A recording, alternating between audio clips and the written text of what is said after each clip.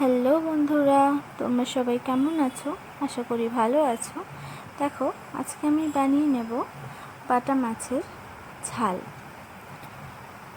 কয়েকটি বাটা মাছ আমি নিয়েছি। এবারে বাটা মাছগুলো ভালো করে নুন হলুদ মাখিয়ে নিচ্ছি। বাটা মাছের ঝালটা আমি সর্ষে পোস্ত দিয়েই তৈরি করব। চলো তাহলে দেখে নেওয়া যাক। ভালো করে বাটা মাছগুলোকে এপিট ওপিট করে নুন হলুদটা মাখিয়ে নিতে হবে। এবারে আমি একটি পাত্র নিয়ে তার মধ্যে দিয়ে দিলাম 1 চা চামচ কালো সর্ষে। এবারে আমি দিয়ে দিচ্ছি 1 চা চামচ সাদা সর্ষে, দিয়ে দিলাম পোস্ত, দিয়ে দিলাম কয়েকটি গোটা গোলমরিচ, দিয়ে দিচ্ছি চিড়ে রাখা কাঁচা লঙ্কা। এবারে আমি এটাকে একটি মিশ্রণ বানিয়ে নিলাম। এবারে আমি একটি কড়াই বসিয়ে নিলাম, নিয়ে কড়াইটিকে ভালো গরম করে দিয়ে দিচ্ছি সর্ষের তেল। তেলটা ভালো মতো গরম হয়ে গেছে। এবারে আমি দিয়ে দেবো একটি একটি করে বাটা মাছ।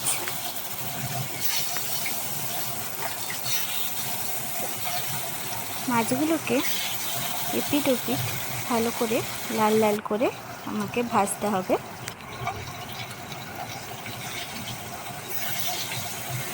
মাছগুলোকে আমি আবার উল্টে দিলাম। একটা সাইড আমার ভাজা হয়ে গেছে।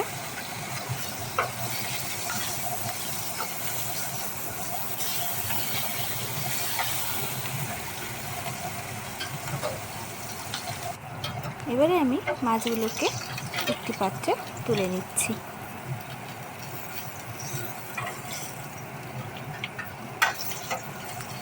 আমার চ্যানেলে যদি আপনারা নতুন হয়ে থাকেন তাহলে প্লিজ ভিডিওটি সাবস্ক্রাইব করে দেবেন, লাইক শেয়ার কমেন্ট করতে ভুলবেন না। আবারও আমি একই তেলে আরও দুটো মাছ আমি ভেজে নিচ্ছি। একই তেলের মধ্যে আমি দিয়ে দিলাম শুকনো লঙ্কা, তেজপাতা, দিয়ে দিচ্ছি গোটা জিরে,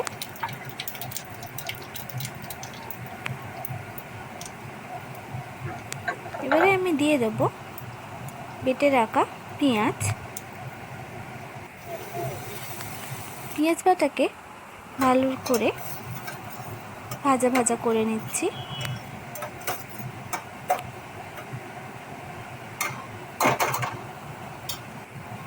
এবার আমি দিয়ে দিচ্ছি আদা আর জিরে বাটা। ওই মিশ্রণটাকেও আমি ভালোভাবে পেঁয়াজের সাথে মিশিয়ে নিচ্ছি। খুন্তির সাহায্যে ভালোভাবে নাড়িয়ে নিতে হবে। খুন্তির সাহায্যে ভালোভাবে কষিয়ে নিচ্ছি। মশলাটা যখন একটু লালি লালি হয়ে আসবে তখনই আমাকে দিয়ে দিতে হবে টমেটোর পেস্ট। টমেটোর পেস্টটাকেও একইভাবে আমি কষিয়ে নিতে হবে।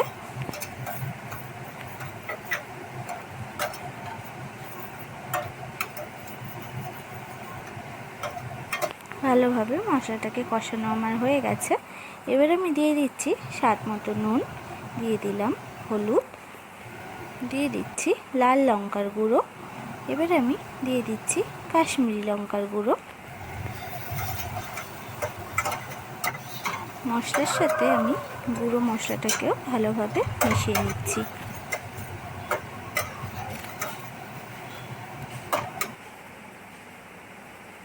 দেখুন কালারটা চেঞ্জ হয়ে এসছে। মশলাটাকে কষাতে কষাতে ড্রাই করে নিতে হবে। যখনই দেখবেন যে মশলাটা ড্রাই হয়ে গেছে তখনই আমি সর্ষে পোস্তর পেস্টটা আমি দিয়ে দিলাম। এবারে ওটা আবারও একইভাবে আমি মশলাটাকে খুন্তির সাহায্যে কষিয়ে নিচ্ছি।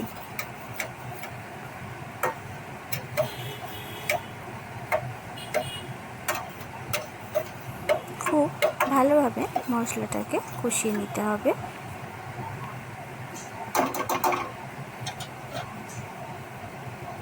এবারে আমি দিয়ে দিচ্ছি পরিমাণ মতো জল।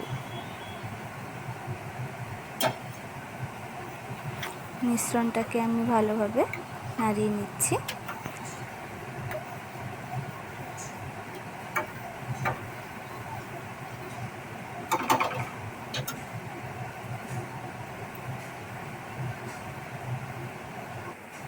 এবারে আমি দিয়ে দিচ্ছি কয়েকটি চিড়ে রাখা কাঁচা লঙ্কা।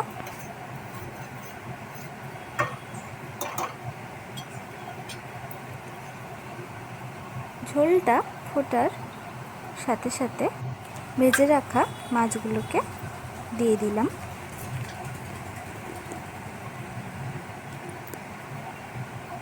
যেহেতু এটা বাটা মাছের ঝাল, সেইভাবেই পরিমাণ মতো আমাকে জলটা দিয়ে দিতে হবে।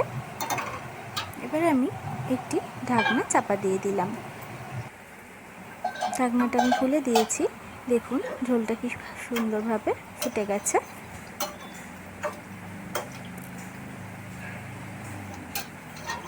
প্রায় হয়ে এসছে বাটা মাছটা।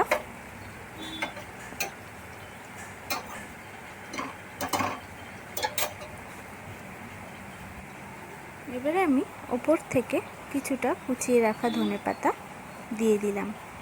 ধনেপাতাটা দেওয়ার সাথে সাথে একটু সুন্দর একটা গন্ধ চলে আসে। দেখুন বাটা মাছটা আমার প্রায় রেডি।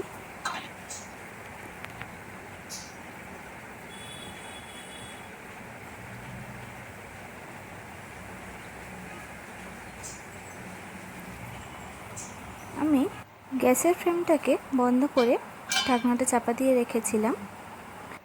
দেখুন বাটা মাছের সর্ষে পোস্ত ঝাল একদম সার্ভ করার জন্য রেডি। আমি এদিকে সুন্দরভাবে প্লেটটা সাজিয়ে দিয়েছি। আপনাদের যদি ভিডিওটি ভালো লেগে থাকে প্লিজ কমেন্ট, শেয়ার, লাইক করতে একদমই ভুলবেন না। সাবস্ক্রাইবও করে দেবেন। আপনারা সুস্থ থাকবেন, ভালো থাকবেন।